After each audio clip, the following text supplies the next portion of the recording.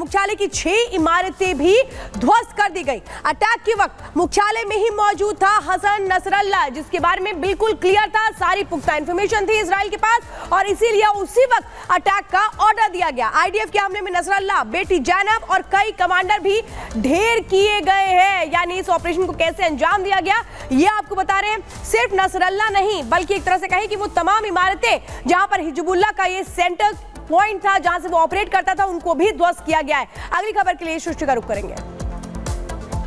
और आपको बता दें कि 17 सितंबर को यहां एक सूची जारी की गई थी और इस ऑपरेशन की शुरुआत नसरल्ला के खिलाफ में इजराइल की ओर से की गई थी। 17 सितंबर वो तारीख है और उसी के बाद में 20 टॉप कमांडर्स यहां हिजबुल्लाह के ढेर कर दिए गए थे और सबसे आखिर में मारा गया यहां हसन नसरल्ला, जिसकी पुष्टि अब कर दी गई है आईडीएफ की तरफ से कि नसरल्ला को ढेर कर दिया गया है। तो पूरा ऑपरेशन किस तरीके से इंप्लीमेंट किया है इजराइल ने, वो बताया गया कि कौन सी तारीख को ये प्लान रचा गया, तैयारी की गई और कैसे कैसे इसे धरातल पर इंप्लीमेंट किया गया है। ये लगातार इजरायली सेना की तरफ से बताया जा रहा है कि 20 टॉप कमांडर मारे गए थे और आखिर में नसरल्ला भी ढेर हुआ।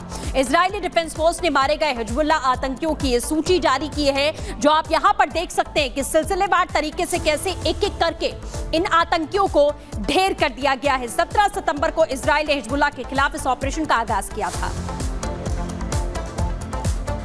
और कर्नल शैलेंद्र सिंह हमारे साथ इस वक्त जुड़ चुके हैं, संजय सिंह हमारे साथ इस वक्त जुड़ चुके हैं। आपका बहुत बहुत स्वागत है। कर्नल शैलेंद्र सिंह, सबसे पहले आपसे समझना चाहती हूँ, इजराइल ने बिल्कुल क्लियर कर दिया था कि कोई भी नहीं बचेगा और नसरल्ला के खात्मे के साथ ये बिल्कुल क्लियर हो गया कि अगर इजराइल से पंगा लिया तो फिर क्या होगा। आपने इजराइल की तरफ से बोला है कोई नहीं बचेगा। मैं आज आपके लिए एक चीज और ऐड कर देता हूँ, ऊपर से लेकर नीचे तक कोई नहीं बचेगा, क्योंकि इजराइल एक वो कंट्री है जब डिसाइड कर लेता है तो वो अपनी खुद की भी नहीं मानता। ऐसा नहीं है कि इजराइल के अंदर काफी प्रोटेस्ट नहीं चल रहे हैं, होस्टेजेस को लेकर चल रहे हैं, नेतन्याहू के खिलाफ चल रहे हैं। कई बार आप देख रहे हैं कि यूएसए भी बात अगेंस्ट करना शुरू कर देता है, रोकने की कोशिश करना शुरू करता है। लेकिन आप देख रहे हैं over a period of time Israel अपने स्ट्रैटेजिक और टैक्टिकल इंटरेस्ट प्रोटेक्ट करने के लिए किसी भी हद तक जा सकता है, किसी भी हद तक के सेक्रीफाइसेस कर सकता है। मेरा अपना आकलन है कि ये सिर्फ अभी जो टॉप मशीनरी है वो सिर्फ अभी एलिमिनेट हो रही है। अब आप देखेंगे कैसे तेजी से नीचे की सेकेंड, थर्ड, फोर्थ टियर के जो लीडर्स हैं उनको गायब किया जाएगा। एक्चुअली इस वाले में भी देखें, अगर उन्होंने इजराइल ने बड़े सेलेक्टिवली उनके कमांड हेडक्वार्टर्स जहां पर नसरुल्लाह उस समय थे, दैट मींस 2-3 चीजें, precise intelligence, precise acquiring of target, availability of your aircraft के जो जहां पर होना चाहिए वो वहां से कितनी जल्दी जाकर अटैक कर पाएगा। ये सब चीजें आसान नहीं है। और ये जो इंटेलिजेंस आती है ये किसी एक सोर्स से नहीं आती कि आप सोचें मोसाद ने दे दी, सिर्फ शिन बेट ने दे दी, या टेक्नोलॉजिकल जो उनकी साइबर सिक्योरिटी की यूनिट है 8200 उसने दे दी। नहीं, there are many more things happening. और सबसे बड़ी बात यह है बिल्कुल सर, जिस तरीके से आप लगातार बता रहे हैं कि अभी तो ये शुरुआत है और ऊपर से लेकर नीचे तक खात्मा यहाँ पर होना सभी का तय है। हम संजय सोई सर का भी रुख करेंगे, लेकिन आपको बता दें कि पिछले 7 अक्टूबर को इजराइल पर बड़ा हमला हुआ था। हमला हमास के सैकड़ों आतंकवादियों ने किया था। इजराइल के 200 से ज्यादा नागरिक मारे गए थे और इस हमले का ऑर्डर हमास के आतंकी चीफ इस्माइल हानिया ने दिया था और हमास का साथ दिया था हिजबुल्लाह ने। इजराइल ने इसके बाद ऑल आउट वॉर छेड़ दिया। पहले गाजा को खंडहर में तब्दील किया, हमास के सभी आतंकवादियों को ढेर किया और इसी साल जुलाई में हमास के चीफ यानी कि इस्माइल हानिया को घर में मारा, विस्फोट करके उसे उड़ा दिया था और हिजबुल्लाह के चीफ नसरल्लाह को बेरूत में ढेर कर दिया। तो एक तरफ हमास और एक तरफ हिजबुल्लाह, किस तरीके से सिलसिलेवार तरीके से यहां पर इजराइल ने अटैक किया, पूरी रणनीति बनाकर और इन आतंकियों को ढेर किया। तो लगातार आपको ये जानकारी हम दे रहे हैं कि किस तरीके से इस्माइल हानिया को पहले उड़ाया गया और उसके बाद हमास चीफ को, उसके बाद जो हिजबुल्लाह का चीफ है उसे यहां पर ढेर किया गया है। हसन नसरल्लाह को मारा गया 28 तारीख को और आप देख रहे हैं कि 31 तारीख को किस तरीके से हमास चीफ को ढेर किया गया। और मेजर जनरल संजय सोई सर भी इस वक्त हमारे साथ जुड़े हुए हैं, रक्षा विशेषज्ञ हैं। सोई सर, मैं यही जानना चाहती हूँ, अभी 7 अक्टूबर आने वाली है, लेकिन 1 साल पूरा होने से पहले इजराइल ने बदला पूरा कर लिया, ये बताते हुए कि जो ठाना उसे पूरा कर दिया। अगर आंख दिखाई घर में घुसे तो फिर होगा क्या? नहीं, बिल्कुल श्वेता जी, आप बिल्कुल ठीक कह रही हैं कि इजराइल की ये पॉलिसी रही कि घर में घुस के मारना, और इनकी शुरू से पॉलिसी रही है अगर हमारा एक मारा जाएगा हम 10 मारेंगे। अगर इनके 200-1200 मारे गए तो आप देखिए 40,000 से ज्यादा मारे गए। और समय में जब इजराइल अपने पे आता है तो उसके बाद दुनिया की चिंता नहीं करता कि अमेरिका क्या बोल रहा है, यूएन क्या बोल रहा है, ह्यूमन राइट्स वाले क्या बोल रहे हैं, या बाकी इस्लामिक देश क्या बोल रहे हैं। कोई चिंता नहीं, क्योंकि उसको अपने देश के सर्वाइवल का सवाल है, अपने देश के बचाव का सवाल है। चारों तरफ से दुश्मनों से घिरा हुआ है, एक तरफ हमास, एक तरफ हिजबुल्लाह, एक तरफ हूथी। क्या करे इजराइल? यही तो एक तरीका है कि अगर आप डिफेंसिव हो तो आपके ऊपर चढ़ के मारते रहेंगे आपको। यहाँ पे उसको निकल के घर में घुस के मारना ही एक इसका इलाज है, और कोई इलाज नहीं। और मैं वाकई में ये देखूंगा कि बड़ी जबरदस्त सफलता है, और ये पूरे प्लान तरीके से किया गया है। देखिए, टॉप लीडर्स को मारने से बहुत फर्क पड़ जाता है लड़ाई के क्षमता में, लड़ने की क्षमता में। पहले इन्होंने, अगर मैं हमास की बात करूं तो उनके तो पूरे लीडर मार दिया, अभी एक लीडर रह गया, बाकी तो उन्होंने ईरान में घुस के भी, जैसे आप दिखाते हैं, इस्माइल हानिया को मारा। लेकिन जब हम हिजबुल्लाह की बात करते हैं तो देखिए, पहले छोटे लीडर्स को उन्होंने पेजर अटैक और वॉकी टॉकी अटैक के द्वारा मारा। जो उनके कंपनी कमांडर, उनमें कई सीनियर लीडर भी थे, वो घायल हुए या मारे गए, और जो आज काम करने में असमर्थ है। साथ ही साथ उनका कम्युनिकेशन सिस्टम खत्म कर दिया। वो लड़ाई के लिए पेजर का इस्तेमाल करते थे, आज वो कुछ भी इस्तेमाल करने से डरते हैं। और एक पैदल कोई बंदा भगा हुआ जाता है कि भैया ये रॉकेट फायर कर दो, या यहाँ पे अटैक कर दो, या आपके ऊपर हमला आने वाला है। इस तरह से आज काम चल रहा है, जो आज के जमाने में इस तरह से लड़ाई नहीं लड़ सकते। और तीसरी बात ये की थी इन्होंने, फिर बाकी जैसे भी आप लिस्ट दिखा रहे थे, जो बाकी टॉप लीडर्स को भी मारा है। नसरुल्लाह के, जिसको कहते हैं, एक एक करके सारे सेनापतियों को खत्म करते गए, चाहे वो इब्राहिम अकील था, या फौज शुक्र था, या अली कराकी था। इसके अलावा नीचे वाले कई लीडर्स को मारा। एक तरह से नसरुल्लाह अभी अकेला रह गया था, जहां तो इसके सेनापति मारे गए थे। तो वहां पर अब हेडक्वार्टर में जो अटैक हो, जैसे कलर शैलेंद्र बता रहे थे, अकेला तो बैठा नहीं होगा, इसके साथ इनके एडवाइजर होंगे, और भी सेनापति होंगे, और जो टीम इनकी होगी, जो टॉप लीडर्स होंगे वहां पर मौजूद होंगे। जो भी बातचीत हो रही है वो एक साथ खत्म। देखिए, 6 बिल्डिंगों को धराशायी करना, और बंकर बस्टिंग, यानी कि अगर निचले मंजिल पर भी है तो ऊपर से जो बंकर बस्टिंग बॉम्ब होता है वो पहले छेद करता हुआ जाता है और नीचे जाके फटता है। ये इस तरह का बम का इस्तेमाल किया इन्होंने, ताकि कोई बचे नहीं। कई बार ये दीवारें मजबूत है, सोच रहे कंक्रीट है, या बेसमेंट में रह रहे, बेसमेंट पर जाकर खत्म करता है बंकर बस्टिंग बम। इतना खतरनाक है, इन्होंने सोच समझ के इस्तेमाल किया। पहले पूरी इंटेलिजेंस ली, साथ ही साथ खबर हासिल करते रहे कहां पर है, और ये भी दिखा। बिल्कुल सर, जिस तरीके से आप लगातार अपडेट दे रहे हैं, लेकिन इसी बीच एक और बड़ी खबर आपको बता दें। हिजबुल्लाह चीफ यानी कि नसरुल्लाह के खात्मे के बाद में ईरान में किस तरीके से माहौल है वो भी आपको बता देते हैं। आपको बता दें, ईरान के सुप्रीम लीडर को यानी कि खामेनेई को सुरक्षित जगह पर शिफ्ट कर दिया गया है। आयतुल्लाह अली खामेनेई को सुरक्षित जगह रखा गया है। इजराइल के निशाने पर ईरान का supreme leader Ayatollah Ali Khamenei भी है, क्योंकि ईरान की तरफ से भी लगातार आपको बता दें, यहां धमकी बार बार दी जा रही थी अटैक करने की, जंग की, और गीदड़ भभकी एक तरीके से कहा जाए तो यहां पर कहा जा रहा था। और ईरान के सुप्रीम लीडर को भी अब सुरक्षित जगह पर शिफ्ट कर दिया गया है। ये इस वक्त की बड़ी जानकारी आपको यहां पर हम दे दें, और किस तरीके से ये पूरी रणनीति को यहां पर इंप्लीमेंट किया गया है वो भी आपने देखा कि सिलसिलेवार तरीके से इन तमाम जो आतंकी हैं हिजबुल्लाह या हमास के, उन्हें ढेर कर दिया गया है। तो नसरुल्लाह का खात्मा किस तरीके से किया गया, सबसे पहले आप ये समझ लीजिए कि इब्राहिम अकील यानी कि ऑपरेशन कमांडर था, इसको ढेर किया गया। फौज शुक्र मिलिट्री कमांडर था, इसको निशाने पर लिया गया। अली कराकी साउथ फ्रंट की जिम्मेदारी इसके ऊपर थी, उसका कमांडर था, ये मारा गया।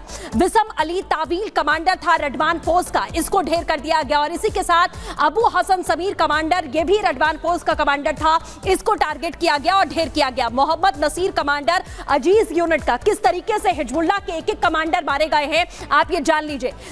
सहन सैयद हेड इंजीनियर यूनिट का, इसे मारा गया। अब्बास समी मुसलमानी कमांडर गोलन हाइट्स का, इसे ढेर किया गया।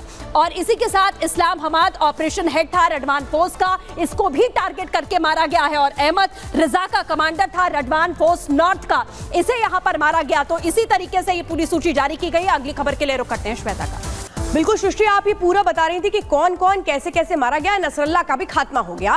कर्नल शैलेंद्र सर, मैं आपसे जरा पूछना चाहती हूँ, अभी खबर आ रही है कि ईरान में कैसे हड़कंप मच गया है। एक तरफ ईरान कह रहा है कि नहीं नसरल्ला मरा नहीं, ये दावा किया जा रहा है, लेकिन दूसरी तरफ देखिए कैसे हड़कंप मचा है। उसको ये पता है कि उसने नसरल्ला का साथ निभाया है, इससे इजराइल नाराज है, और अब उसने अपने सुप्रीम कमांडर को एक शेल्टर होम में भेज दिया है, सेफ हाउस में भेज दिया है खुद को बचाने के लिए। हमारी मिलिट्री स्ट्रैटेजी में इसी को कहते हैं कि यही तो मैं चाहता था। I think Israel will be a very happy man, Israeli commanders will be very happy कि हम तो चाहते ही ये थे देखना कि आप सुप्रीम कमांडर ईरान चल किधर को रहे हो, लेफ्ट को जाओगे या राइट को, हमें तो आपकी पांचों जगह पता है, हमें तो सिर्फ देखना यह है कि किसको आप सबसे ज्यादा सेफ समझते हो।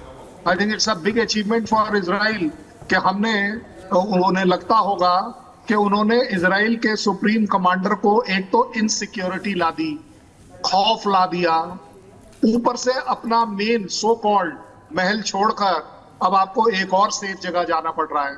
I think all three fronts पर जो जीत है वो तो इजराइल की है।